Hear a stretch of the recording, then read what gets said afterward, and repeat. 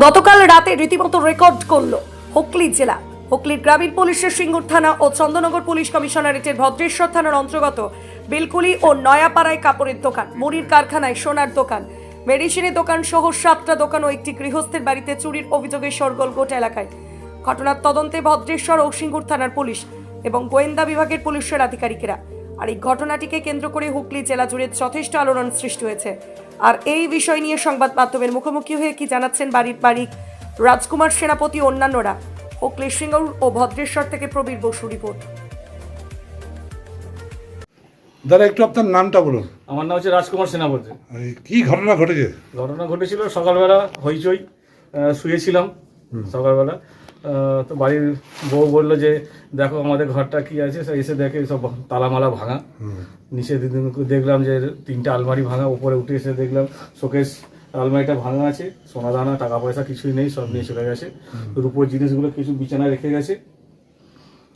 একটা 10 গ্রামের চেন ছিল, 26,500 টাকা ছিল, কানের ছিল 1 জোড়া, আর 3 সেট নাকছাবি ছিল।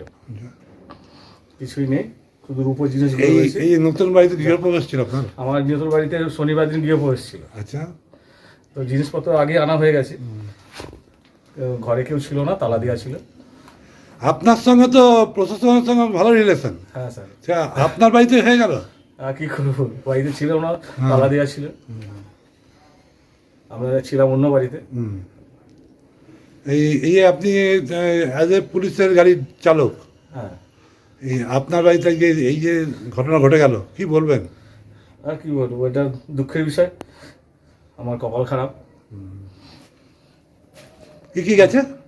গেছে 26,500 টাকা, আচ্ছা, 10 গ্রামের একটা চেন, আর কানের 1 সেট কানের, আর তিনটে নাকছাবি। কটা আলমারি ভেঙেছে? আমার মোট এটা নিয়ে 4টে আলমারি ভেঙেছে। এই বাড়িটা কোন জায়গায়? বাড়িটা হচ্ছে বিলকুলি নপাড়া।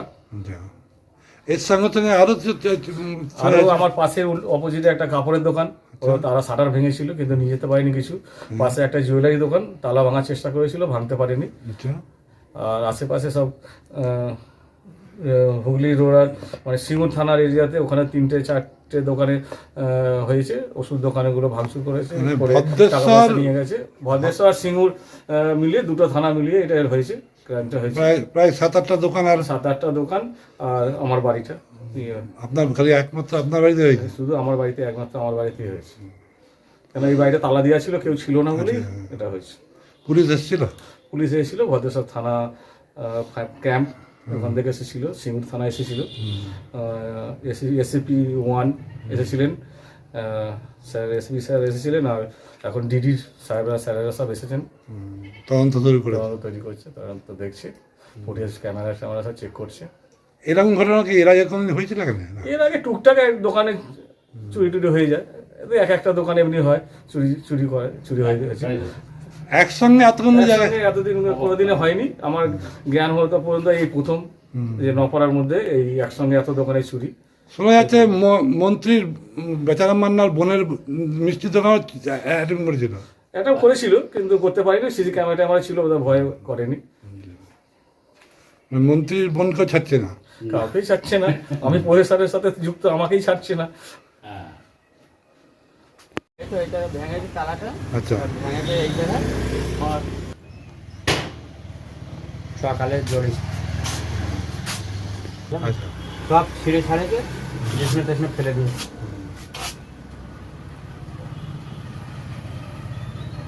রাত্রে ঘটনা নাকি? হ্যাঁ, রাত্রে মতলব কখন, আমি তো 12টা তখন বাড়ি নিয়ে কাজ হচ্ছে, তখন বাদে ঘটনাটা হচ্ছে।